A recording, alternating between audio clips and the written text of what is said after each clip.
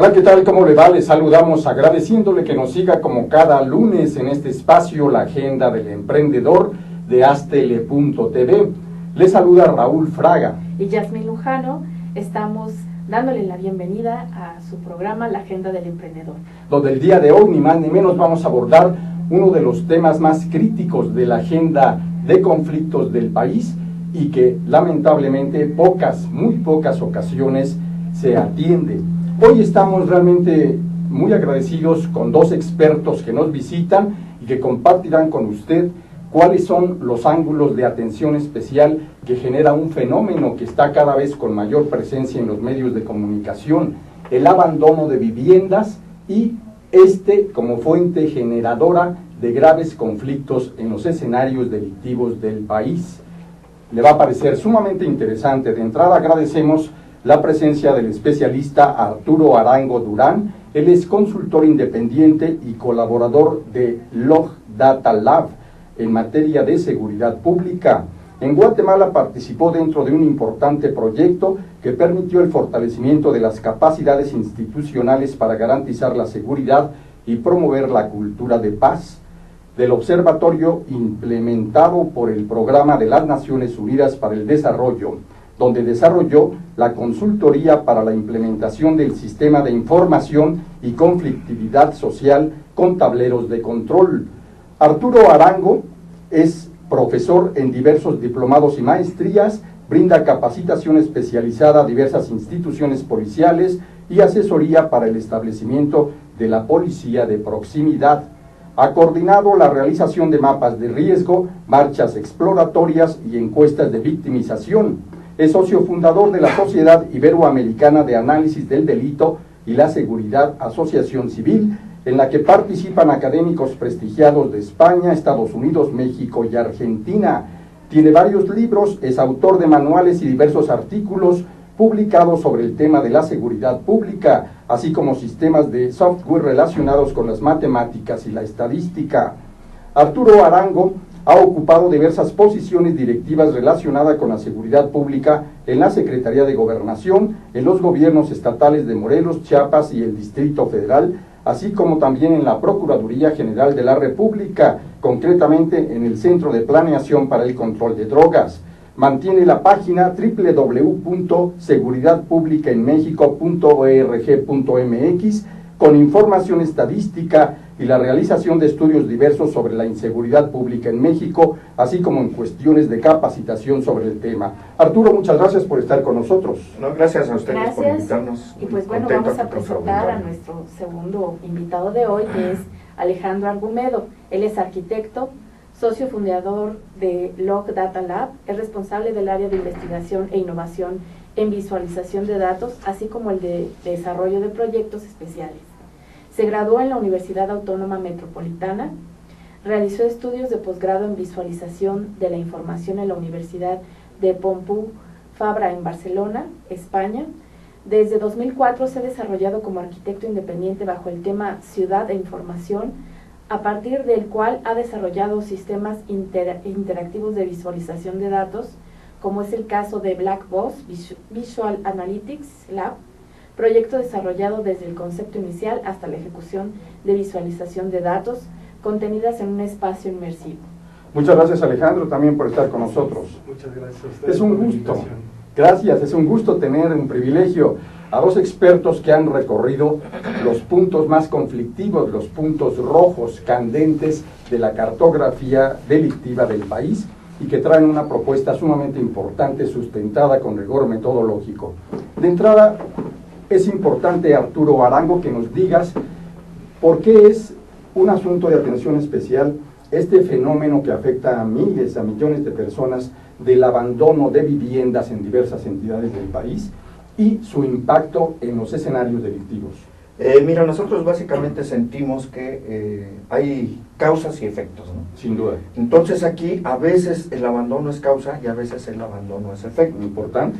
Nosotros en particular esta plática la traemos porque vamos a participar en un congreso de arquitectura en la semana que entra, aquí en la Facultad de Arquitectura de la UNAM, en donde traemos una propuesta que tiene que ver con el espacio público y cómo los arquitectos han ido dejando de lado el urbanista, el diseñador urbano, sí, ha ido dejando de lado esas situaciones, y entonces hemos recorrido, como tú bien señalas, ciudades enteras, sobre todo en el norte del país, claro, y encontramos un fenómeno muy interesante. Por ejemplo, en Mexicali, que es el caso concreto del que vamos a hablar ahora, en 4 polígonos que estudiamos, hay más de 30,000 viviendas abandonadas. Y no se veía una nota, me parece que en uno de los periódicos nacionales, sí, en días pasados, en donde el Infonavit mencionaba 100,000 viviendas abandonadas, un claro, poco alrededor de 100,000. Entonces se convierte en un fenómeno grave que una sola ciudad tenga 30,000, es decir, el 30% de las ciudades abandonadas que reconoce el Infonavit están en Mexicali, Baja California. es cierto. 2 periódicos, El Financiero y El Economista, son los que mayor atención han dado a este grave escenario de conflicto. Y bueno, explícanos, ¿cuáles son las causas del abandono? ¿Es por delincuencia o por qué hace? Mira, nosotros pensamos que ahí hay un ciclo importante de violencia, ¿no? Sí. Y además porque el urbanista está generando ciudades dormitorio de alguna forma. Entonces en Mexicali va creciendo hacia el sur del país, es decir, Mexicali está pegado haciendo frontera con Estados Unidos, y su crecimiento está hacia el sur del país, sobre las carreteras que unen San Luis Río Colorado con Mexicali, y que está pegado al aeropuerto. Entonces el crecimiento se está yendo hacia allá. Pero ¿qué sucede? Hacen, para empezar, casas muy pequeñas, en climas terribles. Estamos hablando de un clima de 45 grados a la sombra o 50 grados en esta temporada, ¿no? En donde realmente la gente queda muy lejos de los centros de trabajo. Entonces, ¿qué sucede? Son casas muy pequeñas, estamos hablando de 35 metros más o menos, 35 a 40 metros, sobre terrenos de 120 metros, pero además en donde la gente no tiene esa capacidad de generar espacio defendible. Entonces, ¿qué sucede con esa situación? Tienen la casa, la abandonan en la mañana porque tienen que irse, o sea, no la abandonan, la dejan. En la mañana tienen que irse a trabajar, dejan a los niños desatendidos, dejan a los jóvenes sin supervisión de adultos, y entonces ellos toman la calle y empiezan a cometer actos vandálicos. Cuando está ese acto vandálico dentro del círculo, cuando llega la gente y encuentra que su casa está vandalizada, a lo mejor la repara una vez, la repara 2 veces, pero luego ya cuando empieza a haber mayor violencia sobre esos actos, porque los niños ven, obviamente allá hay un abandono del Estado, no hay vigilancia, es muy precaria la vigilancia. Entonces los jóvenes se convierten en factores de control de la calle, que eso es lo importante. Cuando son los jóvenes, en ausencia de autoridades, los que tienen control de la calle, ellos se convierten en amos y señores. Y entonces empiezan a robar ventanas, empiezan a robar puertas, y la gente, cuando ve que no tiene absolutamente ningún punto de control sobre la vivienda, y que cuando llegó ya está abandonada, ya está robada, ya está vandalizada, dice: no me conviene, me voy. Primero abandonaron una casa, la vandalizaron, al rato abandonaron 2, y ahorita el punto es tan terrible que, por ejemplo, encontramos manzanas con 90 viviendas, en donde solo viven 3 o 4 familias ya. Pero qué panorama tan crítico. Arquitecto Alejandro Argumedo, sería muy importante conocer el punto de vista del especialista en arquitectura que eres tú, de este problema que sin duda tiene una complejidad en cuanto a las raíces sociológicas, antropológicas, económicas, culturales, diría, muy profundas. Desde el punto de vista de tu especialidad, ¿qué podemos aportar? Bueno, es un tema sumamente complejo, porque finalmente los arquitectos, a lo largo del tiempo, estamos acostumbrados a pensar la ciudad de manera muy física. Finalmente todo pasa en un tiempo y espacio determinado. Sí. Y es ahí donde eventos como de este tipo empiezan a suceder. Y me parece que nosotros como arquitectos tenemos que tener la capacidad de reaccionar para poder diseñar entornos que sean menos o más propicios con respecto a un entorno que genere más o menos delitos, ¿no? Y en ese sentido creo que estamos hablando de las interacciones, las actividades que se pueden plasmar dentro de complejos habitables, y cómo podemos tener digamos, o generar interacciones que permitan que la gente se apropie del espacio o de una u otra forma, ¿no? Más o menos. Muy bien, justamente el evento que ustedes estaban anunciando al principiar este programa es el segundo Congreso Nacional de Vivienda y simultáneamente el segundo Congreso Latinoamericano de Estudios Urbanos, con el tema Habitabilidad y Políticas de Vivienda en México y América Latina, que se llevará a cabo de los días 18, 19 y 20 de mayo en la Facultad de Arquitectura de Ciudad Universitaria. De Ciudad Universitaria, así es, y nosotros participamos justamente con el tema de las viviendas abandonadas, ¿no? Es decir, cómo se van dando esos mecanismos de respuesta, eso que bien señalaba Alejandro, en donde el arquitecto está trabajando con, ¿cómo le llamaríamos? Con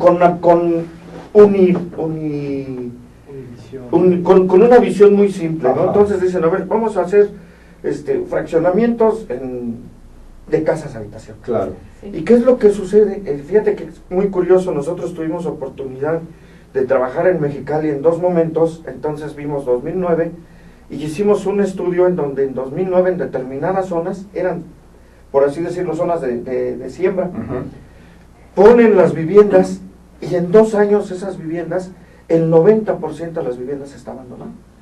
Pero curiosamente las autoridades siguen construyendo más viviendas alrededor y entonces ya han buscado distintos modelos, han buscado modelos donde hay bardas, modelos donde hay vigilancia, ya hay reja para entrar y salir, y de todos modos, aún y a pesar de esa misma vigilancia, al ser el joven el que controla la calle, al no tener control ni supervisión de adultos, al haber ese retiro del Estado, al tener una vigilancia precaria, y al no, es decir, nunca pasa nada, te robas, y nosotros, por ejemplo, caminando, tomando las fotos y demás, hablábamos con las personas que ahí vivían y decían, sí, el que se las roba es fulano.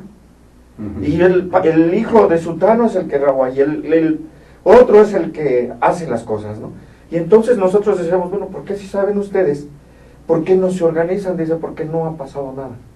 Es decir, llega el policía, detiene a la persona, tiene que haber posteriormente una ratificación del caso, las personas no tienen control de sus espacios, y pues hay total impunidad.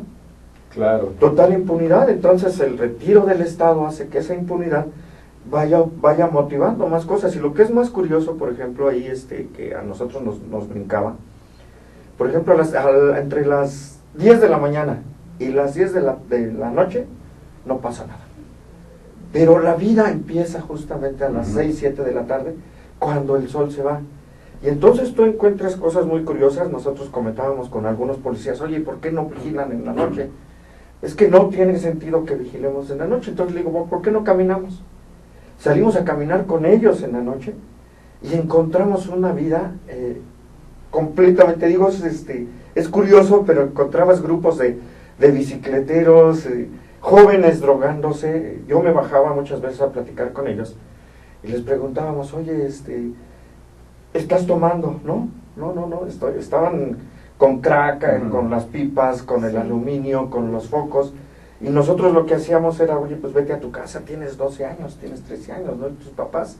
No, pues mis papás están durmiendo porque se tienen que ir a trabajar mañana, ¿no? Y la maquiladora, sí, prácticamente. Sí.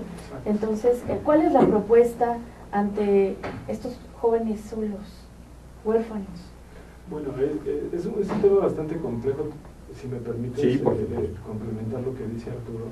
Es que justamente lo que estamos haciendo o estamos dejando hacer desde la parte arquitectónica tiene que ver cómo interpretamos y cómo leemos lo que sucede en un espacio determinado. Es decir, Arturo mencionaba la parte climática, ¿no? Cuándo salen o dejan de salir las personas.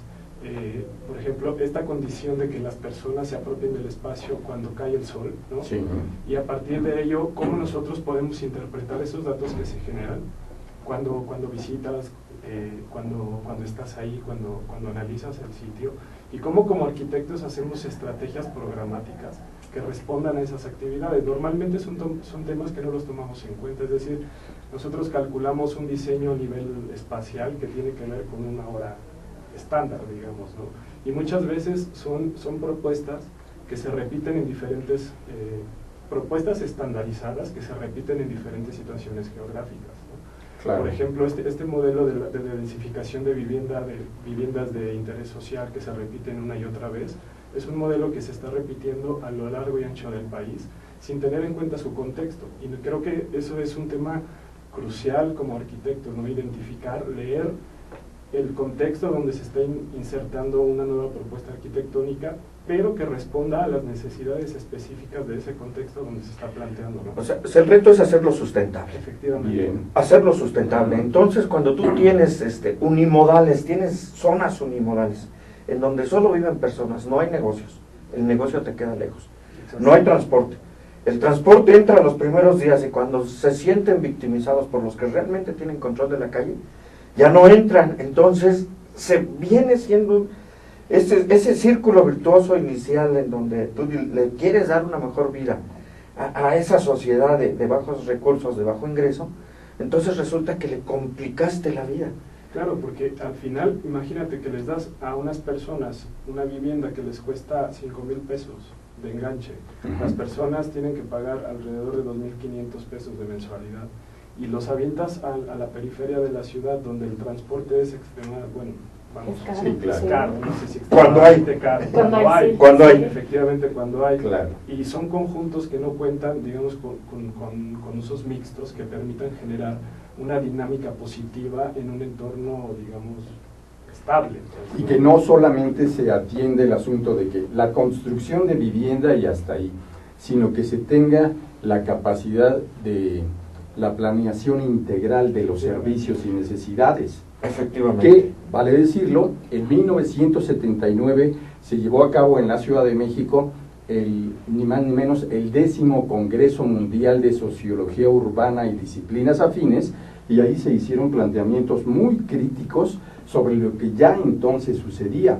Se decía que en el entonces lejano año 2000, el plan de redefinición arquitectónica integral de México obligaría a considerar las ciudades con capacidad de respuesta integral. Así es. Infortunadamente los lustros han pasado, el problema es cada día más complejo, cada vez más profundo.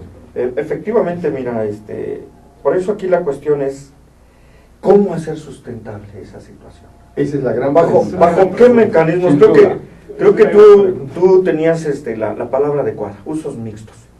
Usos mixtos, Sí. ya lo decía Jane Jacobs, por ahí en 1960, en un Sí. libro Vida y Muerte de la Ciudad. Es una arquitecta muy prestigiada en los Estados Unidos, y ella hablaba justamente de que la calle viene siendo el lugar en donde se pone uno y se complementa uno con la sociedad. Cuando tú tienes un solo uso, que son uniusuarios, por así decirlo, las zonas, Sí, que y no vamos son muy lejos, dormitorios. aquí si te vas Al centro histórico. al centro Claro. histórico, ¿no? En donde a las 8 de la noche bajan las persianas y se muere la ciudad.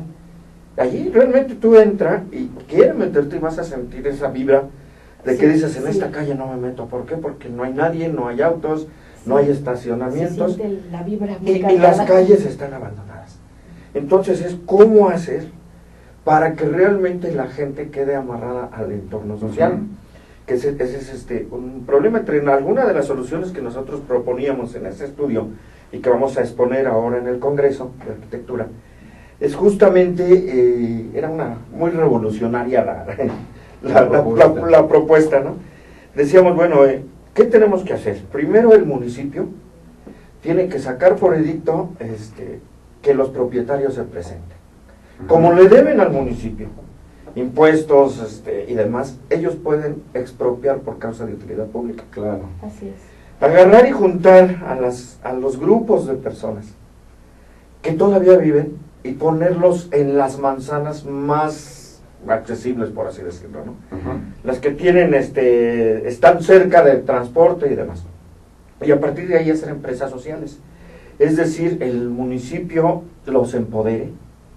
Y es curioso porque, por ejemplo, ¿por qué hablamos de empresas sociales? En ese momento, el Infonavit estaba vendiendo las casas en 40,000 pesos. Casas abandonadas. Y que realmente nadie compraba. ¿Y qué estaba pasando? Entonces llegan los grandes inversores y dicen, ¿sabes qué? Yo compro 400 casas de 40,000 pesos. Sí. Si tú empoderas a la gente y le dices, ¿sabes qué? No las va a comprar el inversor grande, las va a comprar la gente que vive ahí. Claro. Y entonces empiezas a crear, ellos mismos van a hacer su empresa de rehabilitación de las manzanas.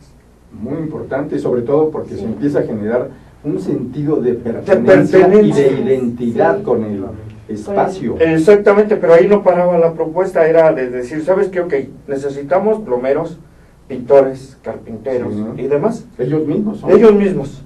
Y entonces ahí ellos mismos empiezan a buscar manzanas Bien. que fueran maquiladoras, por ejemplo. Una manzana para actividades lúdicas. Una manzana en donde acercas a la gente al parque, al jardín, al baile, etcétera, ¿no? Y generas esa supervisión de adultos.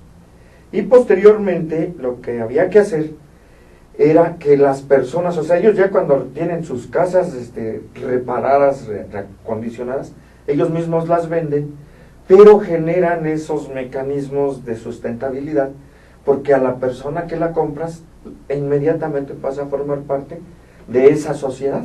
Se asumen como verdaderos emprendedores. Exactamente. Así es. Sí. De verdad, sí. porque Exactamente. Lo que estamos buscando es generar un sistema que es algo contradictorio, porque al final es una estructura que ya está ahí, físicamente son muchísimas casas, cuando caminas por ahí, ves las fotografías y tal, te das cuenta que es algo impresionante, ¿no? Por ejemplo, se lo platicaba a un amigo artista y él me decía, wow, es que ahí podríamos hacer talleres para artistas impresionantes y no sé qué, ¿no?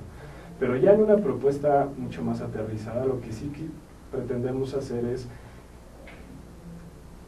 tenemos que trabajar sobre lo ya construido, eso es verdad. Y entonces, ¿cómo metemos una especie de atractores, ¿no? Donde la gente se sienta que pertenece, ¿no? Se sienta seguro. Que se sienta Claro. segura y sobre todo que genere actividades que puedan, ¿no?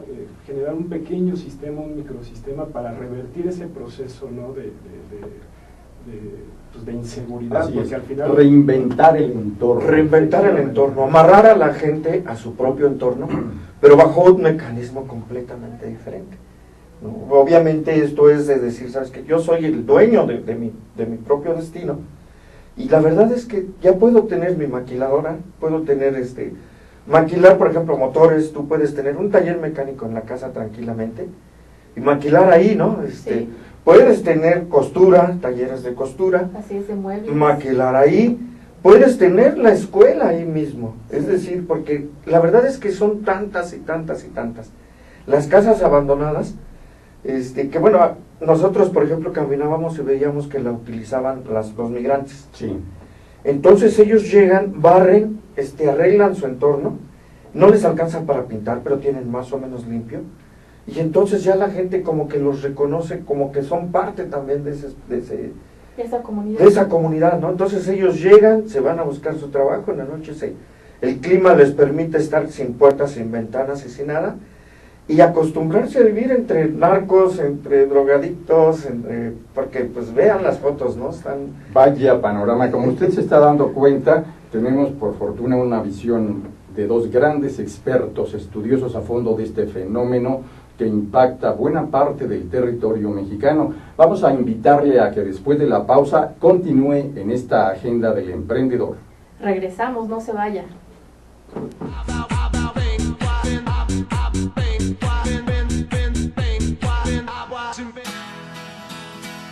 Crea tu propio negocio. Haz realidad tu proyecto. Comparte ideas para ganar dinero.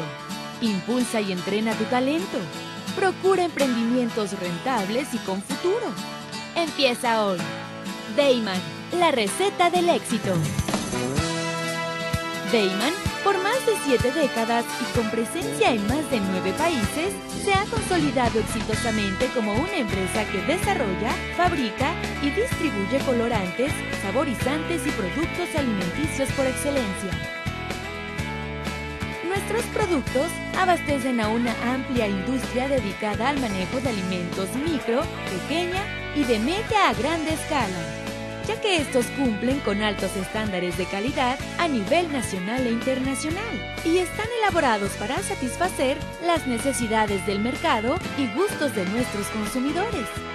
Nuestro principal objetivo es brindar un producto de calidad que nos permita mantener la lealtad de nuestros clientes y consumidores, excediendo sus expectativas de servicio. En Deiman desarrollamos la creatividad e impulsamos al máximo nuevos negocios. Deiman, proveedores de color y sabor por excelencia. Con Trujillo Betanzos y Asociados, tus proyectos están en buenas manos. Trujillo Betanzos y Asociados te ofrece servicios de fe pública en materia mercantil, asesoría legal, contable, fiscal y de negocios, litigio civil y mercantil, evaluación y asesoría financiera y área académica, porque nuestros clientes son nuestros mejores amigos.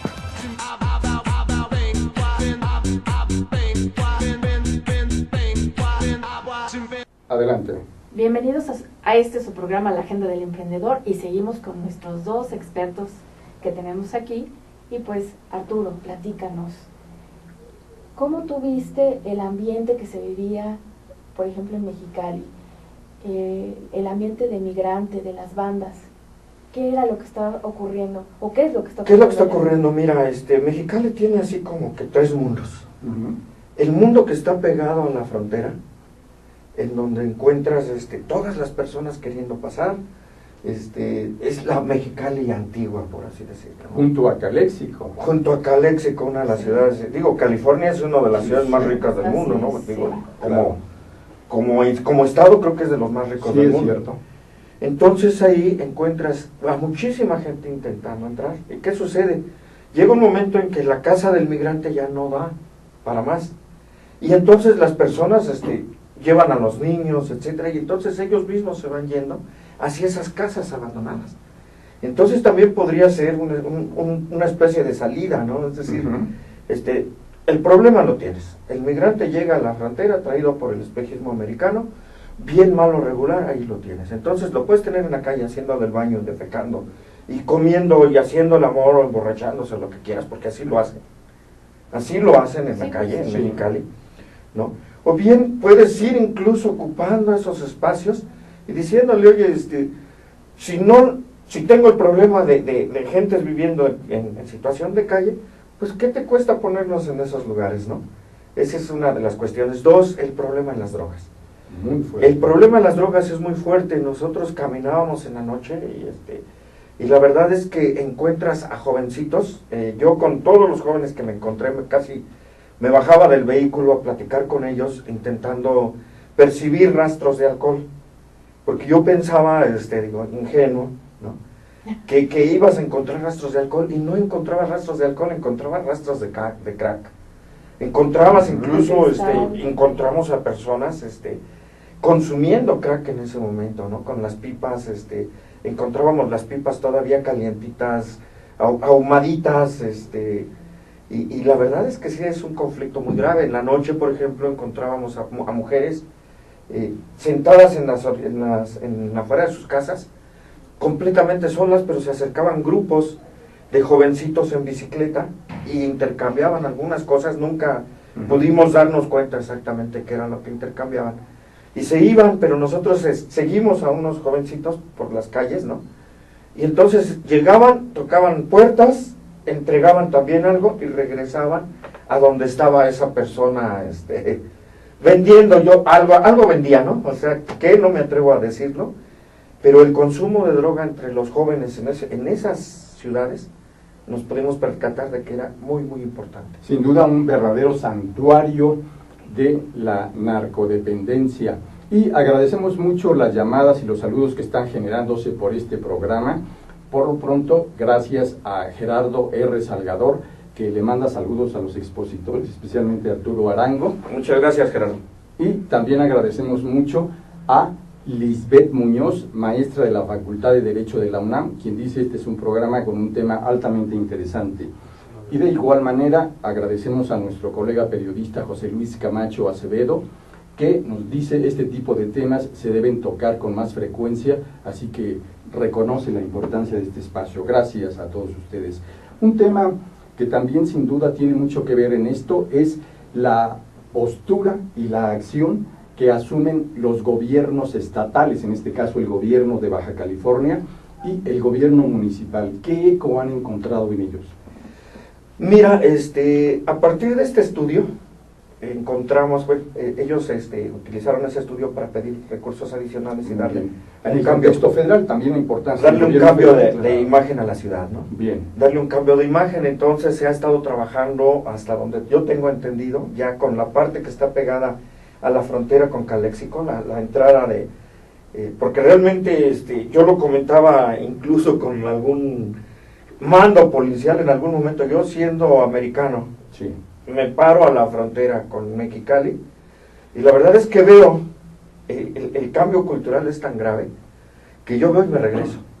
Y es cosa curiosa, pasando esa zona vieja de Mexicali, te encuentras a un Mexicali pujante, a una ciudad viva, viviendo en las noches, sí, viviendo en las noches. Nosotros caminamos, por ejemplo, en esas zonas y encontrábamos sexoservicio, encontramos venta de alcohol, y ahí sí venta de alcohol, y para nosotros es importante el sexoservicio, como investigadores de esto, sí, es importante el sexoservicio y los puntos de venta de alcohol, porque esas actividades me dicen más o menos el nivel de violencia que tiene una ciudad. Y me explico, Raúl, auditorio, cuando nosotros llegamos a una ciudad que tiene mucha violencia, que está ya en un nivel alto de violencia, lo primero que huye de las ciudades es el sexoservicio y los puntos de venta de alcohol. Y pongo ejemplos clásicos, Tijuana, la Tijuana de los 90, donde sí, desaparece el sexoservicio, Reynosa, ahorita que a las 7 de la noche la gente no sale a las calles, no hay sexoservicio en la calle, Ciudad Juárez, o un caso clásico, Mexicali, Barrio Antiguo, que está pegado ahí al Paseo de Santa Lucía, que de ser una colonia donde había, no sé, 20 manzanas dedicadas al uso y disfrute de los jóvenes en las noches, desaparece Barrio Antiguo. ¿Y qué sucede? Ahora la gente se va mejor a San Pedro, ya no está en Monterrey. Entonces, para nosotros es como que de alguna forma el sexoservicio viene siendo un punto del nivel de salud social que tiene una comunidad frente a la violencia, ¿no? Y bueno, ¿tú qué piensas acerca de estos grupos que quieren quitar todo eso, lo que es sexoservicio y la venta de alcohol, precisamente? Fíjate que esa es una situación que luego nos han platicado, y yo pues tengo la teoría del mal menor, ¿no?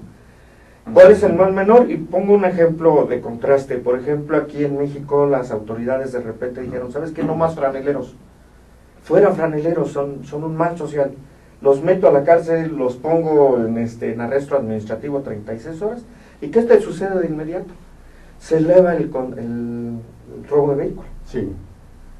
A la semana, yo creo que fue a la semana donde las autoridades dan marcha atrás y dicen, no, en vez de quitarlos, los vamos a identificar, vamos a hacer un censo, los vamos a mandar capacitar, que creo que participó el TEC de Monterrey y la UNAM en esa capacitación, y los vuelven a poner en las calles bajo otro esquema. Es exactamente lo mismo con esas actividades. Nosotros tenemos que decidir cuál es el mal menor, cuál es el mal social menor. Si permites, por ejemplo, el consumo de alcohol en la calle, ¿eso te genera violencia o te genera seguridad? ¿O hasta qué punto te genera violencia y seguridad también? O sea, y no vamos más lejos, las ciudades, Castellón, claro, Valencia, donde la gente está consumiendo alcohol en la calle. Sí. Y no tienes el nivel de violencia. Así es. ¿Por qué? Porque es más tranquila las ciudades. Y se asume ese nivel de convivencia, ¿no? Es como otra forma de apropiarse del espacio público, justamente. Pero, sin embargo, me parece súper importante la pregunta que hiciste, ¿no? O sea, los gobiernos, desde el punto de vista gobierno, Estado, tal, ¿cómo están enfrentando el tema? Y me parece que hoy la complejidad es tal que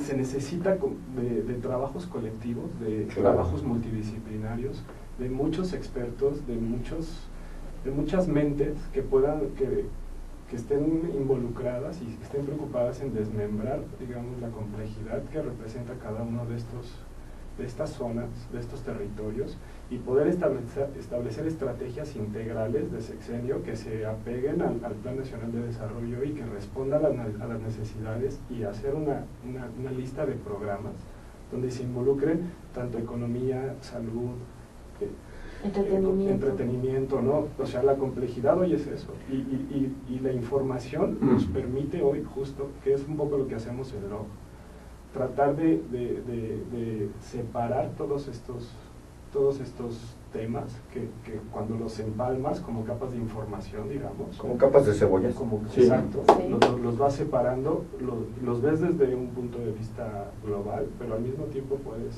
seccionarlos y puedes atacarlos desde diferentes frentes en conjunto con el gobierno, por ejemplo. Y hasta parecería que estarían describiendo lo que es el paradigma de la seguridad humana, que atiende la economía, la ecología, la salud, la educación, la comunicación, en fin, de manera integral. Fíjate que iba yo a ahondar en tu idea. Justamente en Log Data Lab, donde yo colaboro aquí con Argumedo, se ha estado trabajando con la información tan a detalle que la verdad es que podemos construir y deconstruir y separar todo, volverlo a meter. Estamos trabajando con climas, con cosas, por ejemplo, con religión, con salud, con todo ese tipo de situaciones que nos permiten tener imágenes diversas sobre un mismo punto de una realidad social, de tal manera que entonces podemos realmente avanzar, uno, en la comprensión de los fenómenos sociales, y dos, en tener ese tipo de actividades que nos permitan tener todo un punto integral para crear ciudades sostenibles con seguridad humana, como te lo mencioné. De manera innovadora, lo que están ustedes haciendo. Así es. Sí, lo que hemos ido haciendo es, hemos fusionado dos partes, ¿no? Una es una metodología que toma técnicas de diferentes disciplinas, por ejemplo, la visualización de datos es una, matemáticas, historia, estadística, expertos en política, en economía. Equipos interdisciplinarios. Exactamente, y a partir de diferentes visiones lo que tratamos justo de crear es mapas de riesgos, identificar zonas en conflicto. Por ejemplo, Mexicali es el caso perfecto, ¿no? Donde nos encargaron hacer el estudio a nivel estatal, pero identificamos que sucedían ciertos eventos muy peculiares en ciertos polígonos a partir del mapeo georreferenciado de información. Entonces hay dos cosas. Uno, mapeamos por un lado a partir de cosas digitales, ¿no? Siempre estamos asociados mucho a la innovación de código, de interfaces y tal. Bien.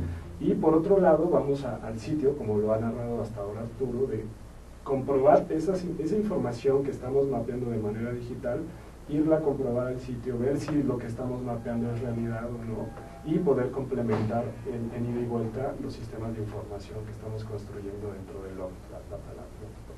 Sí, aquí es importante mencionar, honor a quien honor merece, el estudio nos lo encargó una empresa que se llama Saberse. Bien. Y ahí está su página, saberse.org. Sí. Y la verdad es que ellos en Saberse, pues han estado trabajando mucho hemos trabajado mucho en conjunto. Ahí trabaja Regina. Ahí trabaja Regina, justamente. Sí. Justamente, que fue conferencista en la reciente Expo. Y que va a estar aquí el día 25 de mayo. Pues con ella hemos hecho marchas exploratorias en diversas ciudades del país. Y la verdad es que hemos encontrado cosas interesantes. Ella es apasionada también de la seguridad pública. Y nos ha encargado estudios. Hemos estado en Zumpango, hemos estado en Reynosa, olvídate, ¿no? Nos hemos ido a meter entre las patas de los caballos con este tipo de estudios. Excelente. Entonces hemos tenido buen complemento con Regina de la empresa Saberse, y ella es la que nos hizo el favor de apoyarnos para hacer este estudio. Excelente. Y valdría la pena también que convocaran, con la información que puedan compartir con quienes nos siguen, cuáles son los objetivos de este segundo Congreso Nacional de Vivienda y segundo Congreso Latinoamericano de Estudios Urbanos.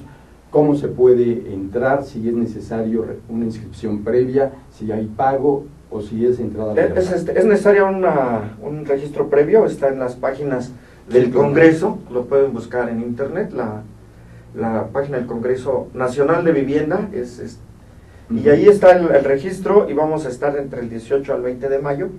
Nosotros vamos a estar trabajando justamente en lo que tiene que ver con espacios públicos y seguridad ciudadana. Hay una mesa en particular de espacio público y seguridad ciudadana en donde nosotros vamos a participar ya con este tema, ¿no? Y pues el estudio va a estar, me parece que a disposición de todo el mundo en las propias páginas del Congreso y de la universidad. Yo espero que salga una memoria agradable, bonita, ¿no? Claro. Y bueno, no es tan bonito porque si vieran realmente las imágenes que traemos, no sé si se pudieran mostrar rápidamente alguna en la cámara. Sí, podemos buscar la manera de que se vean. Y nos decías que nos puedes hacer llegar algunos materiales que están preparando y que después tendremos listos. Así es, así es. Que además hay que decirlo, esta es apenas la primera de las, esperamos, varias ocasiones que nos acompañen, porque es muy, muy interesante todo este trabajo profesional que comparten hoy. No, pues muchas gracias a ustedes. Y bueno, mi pregunta va encaminada a la fauna. Sí, claro. ¿Qué es lo que han encontrado ustedes? Por ejemplo, el mexicano tiene eso de tener mascotas y de tener muchas mascotas. Y cuando hay una situación como es el abandono de las casas, ¿se han estado encontrando ustedes con jaurías de perros y de gatos? Fíjate que los perros los sueltan o los amarran cerca de la casa. Y lamentablemente pues eso también le indica al delincuente dónde está la casa sin supervisión y para cuál meterse, ¿no? Entonces nosotros, por ejemplo, encontrábamos al perro amarrado con 1 litro de agua, con 2 kilos de comida al rayo del sol. Pues llegas tú tranquilamente, le pones algún somnífero al perro, lo duermes y te llevas lo que quieras, ¿no? Pero no, realmente lo que nosotros encontramos ahí, por ejemplo, acaban de robar un camión de cerveza, nos metimos a una de las casas y pues había cuántas cajas, tú, Alejandro, como pues ahí estaba el camión de cerveza, eran montañas, ahí estaba la cerveza, cuates de veras que se meten a drogar, que se roban los sillones y hacen ahí sus cosas, ¿no? Y los tienen bien, aunque ya las casas no tienen puertas ni ventanas ni nada. Pues, pero si me permites, porque sí, esto que está diciendo es impresionante, porque no sé si logramos dimensionar la complejidad del tema. Esto que está narrando Arturo lo encontramos en una serie de viviendas que están unas al lado de otras, donde se vuelven picaderos, se vuelven viviendas temporales para la gente que está de paso. Las empiezan a adaptar un poco en el sentido de lo que está diciendo tú, que le ponen el sillón, que le encuentra, ahí es donde se encuentran los focos con crack, sí, ¿no? Entonces son territorios de donde no existe control. No hay control. No hay control. No hay control. Encontramos, por ejemplo, talleres de deshuese, así, los autos, bueno, ahí metidos y deshuesados. Encontrábamos, por ejemplo, de repente llegábamos, como es muy fácil, de hecho tú entras por una casa y puedes salir por cualquier otra del conjunto porque no hay bardas, o sea, son verdaderas tierras de nadie. Entonces encontrábamos la cerveza todavía fría, por ejemplo, ¿no? Y ya la gente no estaba ahí, regresábamos en la noche al mismo sitio donde habíamos encontrado la cerveza fría y ya encontrábamos pilas de celulares, o sea, gente que pues está ahí, bueno, se roban todo. Eso es. Estamos recordando cómo en 1980, en el contexto del surgimiento del movimiento nacional urbano popular, se generaron diversas expresiones en espacios como el Campamento Tierra y Libertad en Monterrey, Nuevo León, como los campamentos que también surgieron en ciudades capitales como la de Chihuahua, Durango, y en espacios críticos como Acapulco, y que esto daría lugar y nacimiento a la Coordinadora Nacional del Movimiento Urbano Popular, que desde aquellos años empezó a estudiar el doctor Manuel Perló Cohen, hoy director general del Instituto de Investigaciones Sociales de la UNAM, y vimos también cómo al paso de los lustros, este tipo de fenómenos urbanos tan complejos se convirtieron en un verdadero pastel de alto atractivo para los partidos y fuerzas políticas. ¿Qué ha habido en este caso en el escenario crítico de Mexicali? En épocas de campañas electorales como la actual, ¿se vuelven motivo y razón de algunas de las propuestas políticas de campaña?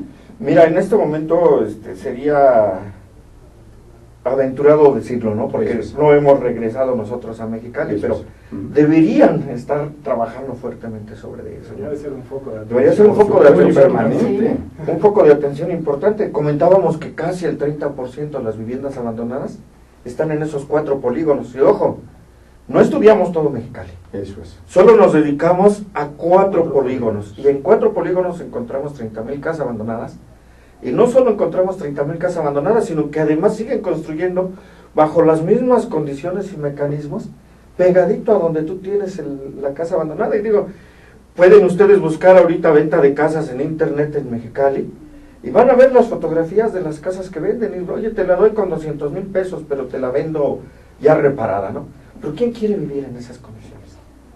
Bueno, vamos, y insistir un poco, no es un tema solo de Mexicali, es un tema que está repitiendo en todo así el país, es, ¿no? sí, O sea, en es Ecatepec, en todas partes. En Morelos. por ejemplo. En Reynosa, en Reynosa también es pues casas abandonadas, pero bajo otro esquema, otro Claro, Esto es una verdadera bomba de tiempo. Efectivamente. Es que imagínate el contexto, por ejemplo, en el caso de Ecatepec, mucha gente que vive en Ecatepec lo que hace es venir a trabajar al Distrito Así Federal. es. En los recursos que...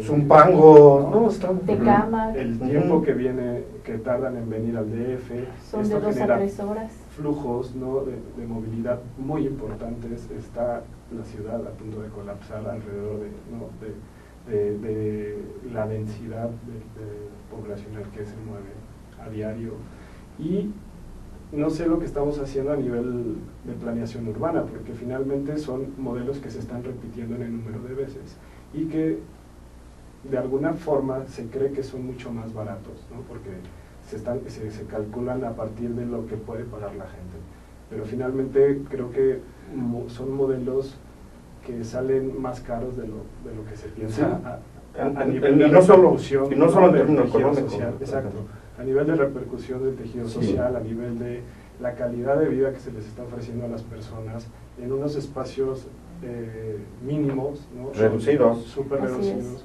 que no responden a las necesidades a las necesidades básicas, por supuesto. Básicamente bien, ¿no? Sí, claro. Alejandro, Arturo, ¿cuál sería la agenda estratégica de respuesta que buscara solución a este problema que debería empezarse a construir? ¿Qué componentes debería tener y quiénes los coparticipantes? Primero yo creo que habría que empezarse a preguntar para quién estamos haciendo ciudad, ¿no? De entrada. Cada proyecto, cada reto, porque muchas veces los proyectos son retos, ¿no? Tienen que ver con un contexto específico, y un contexto social, un contexto económico, climatológico, geográfico, una serie de factores que se tienen que tomar en cuenta antes de tirar una línea, ¿no? Y no tener estos modelos repetitivos una y otra vez que intentan densificar, ¿no? La zona. A lo mejor se podría establecer un modelo, pero bien pensado, ¿no? Por ahí hay algunos intentos por parte de sí, necesitaríamos estar pensando en usos mixtos, yo creo que esa es la palabra. Y la otra, creo que tendríamos que empezar a trabajar muy de la mano gobierno, sociedad, arquitectos, biólogos, múltiples especialidades que respondan a cada una de estas complejidades, ¿no? Cierto. Sí, necesitamos usos mixtos, Raúl. Bien. Necesitamos realmente que la gente perciba los espacios como suyos, que no tengan que trasladarse 200 horas. Entonces es como cuando tú pones un centro comercial y pones una tienda grande que es el ancla que jala a todos los demás. Nosotros tendríamos que estar pensando, ok, estas ciudades que vamos a construir bajo estas condiciones, ¿cómo hago para que las personas que se van a vivir ahí tengan su vida, su trabajo y su actividad cotidiana? Es decir, zonas autónomas, autosustentables. Autosustentables, porque es Sí, más... pero lo que están tendiendo es hacer ciudades, por ejemplo, la ciudad legal. Y entonces toda la gente, todos los abogados van a tener que ir a trasladarse al centro de la ciudad. En la hoy Colonia Doctores. En la hoy Colonia Doctores. En el DF.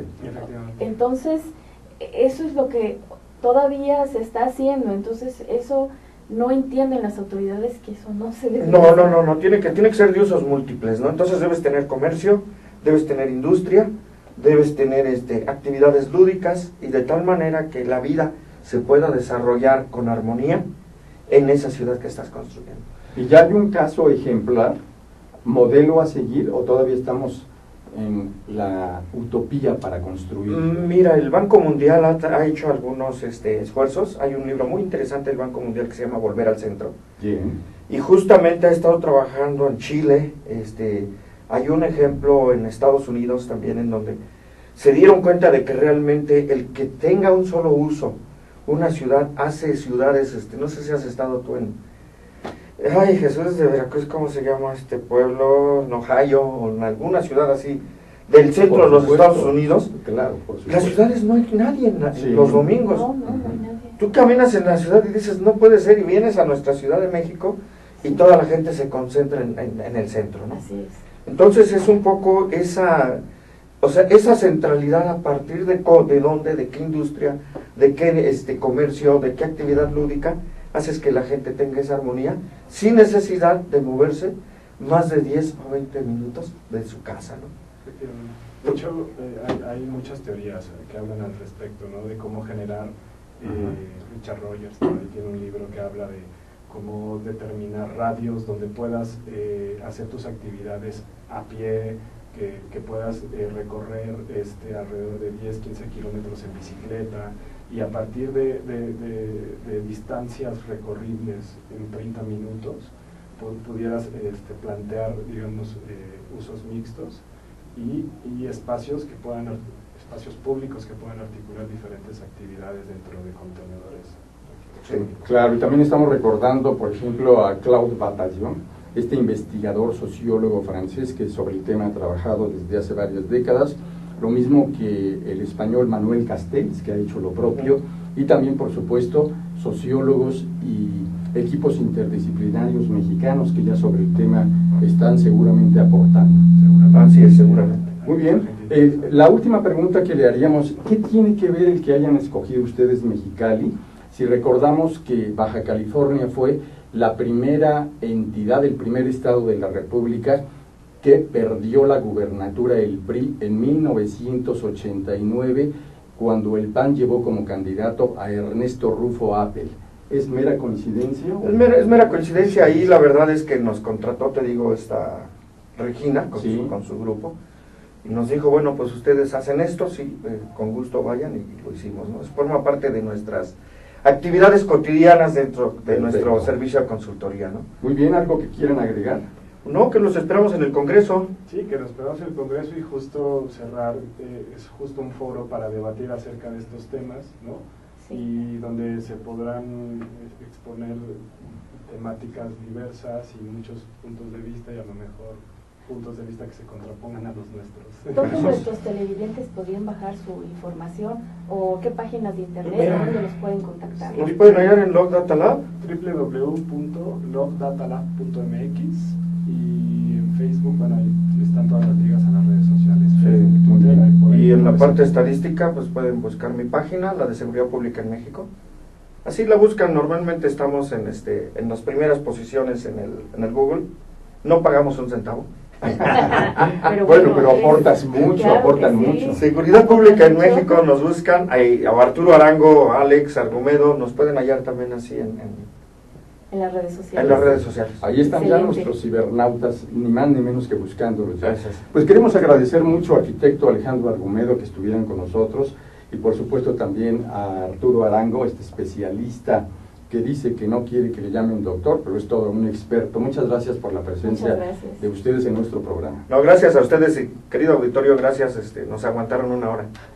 Y lo que viene. Sí. Muchas gracias también, por supuesto, a nuestro muy profesional equipo de producción que siempre nos apoya, y sobre todo gracias a usted que nos sigue. Raúl Fraga le agradece y lo espera la próxima emisión de La Agenda del Emprendedor. Y Yasmín Lujano, no dejen de sintonizarnos el próximo lunes.